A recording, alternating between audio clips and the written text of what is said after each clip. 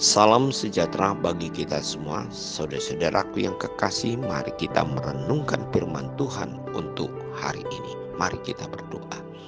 Terima kasih Bapa di sorga untuk segala kesempatan dan kebaikan Tuhan yang kami terima dari hari yang lalu sampai saat ini. Kami akan mendengarkan firman-Mu. Berfirmanlah bagi kami, sebab kami siap untuk mendengarkannya. Amin. Firman Tuhan untuk hari ini, Senin 3 Juni 2024, tertulis dalam Yesaya 25 ayat 8. Ia akan meniadakan maut untuk seterusnya, dan Tuhan Allah akan menghapuskan air mata daripada segala muka, dan aib umatnya akan dijauhkannya dari seluruh bumi, sebab Tuhan telah mengatakannya.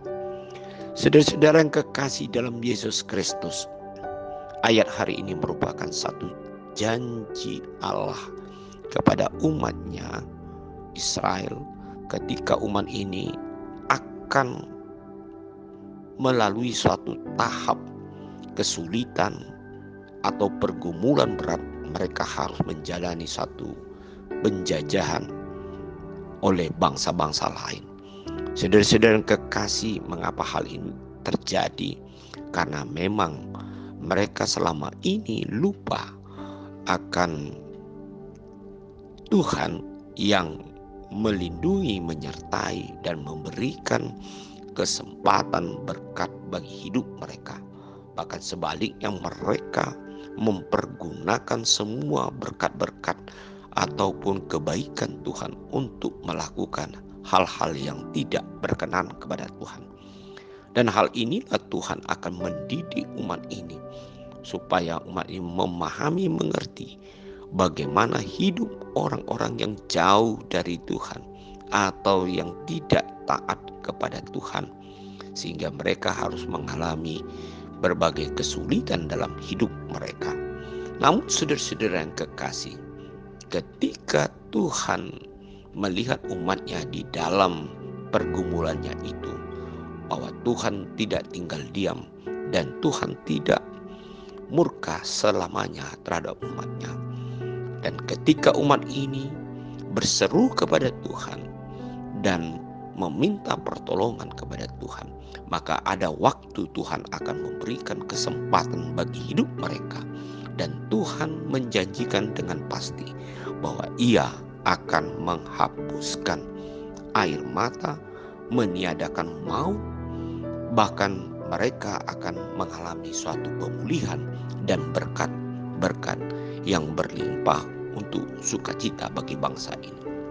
Saudara-saudara kekasih, hal inilah yang hendak kita lihat dalam hidup kita, supaya ketika kita menikmati bagaimana berkat Tuhan, penyertaan Tuhan, dan segala sesuatu yang sudah kita terima, besar atau kecil, namun satu hal, ucapan syukur, dan kita selalu ikut melakukan apa yang diperkenankan Tuhan dalam hidup kita, dan kita selalu setia di dalam melakukan segala yang Tuhan inginkan dalam hidup kita.